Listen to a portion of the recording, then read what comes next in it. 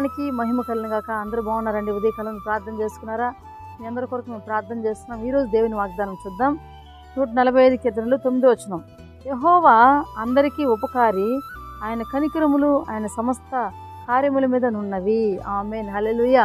చక్కటి వాక్యం కదండి. నిజంగానే ఉదయకాలం ముందు లేచిందే ఆ పని చేసుకుంటూ సమయం వృధా చేయకుండా లేచిందే ప్రార్థన చేసుకుని వాగ్దానం విన్నట్లయితే ఆ వాగ్దానాలు మన పట్ల దేవుడు జరిగిస్తాడండి. హల్లెలూయా.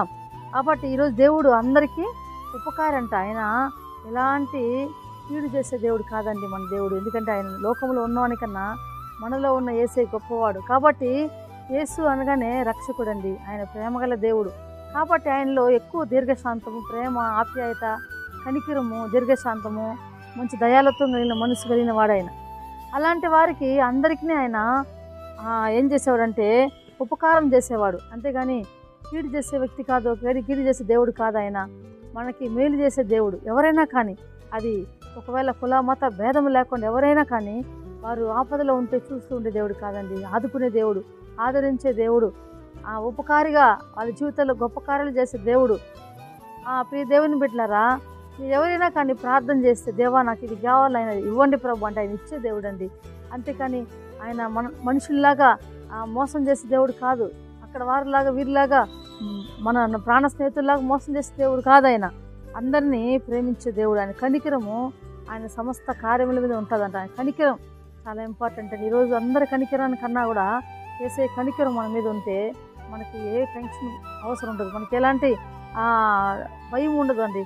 ఆయన కనికరం మన మీద ఉంటే ఎక్కడ వెళ్తున్నా పెద్ద ప్రమాదం మనకు కొంచున్నా కనికరిస్తే చాలు ఆ చిన్న ప్రమాదంగా దేవుడు మార్చగలడండి. అసలు ప్రమాదమే రానికుండా తప్పించగలడు అలాంటి దేవుడు యేసయ్య.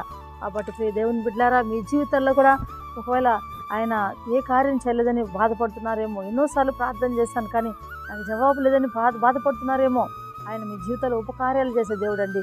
కార్యాలు, గొప్ప కార్యాలు, మంచి కార్యాలు చేసే దేవుడు ఆయన. మీరు విశ్వసించండి.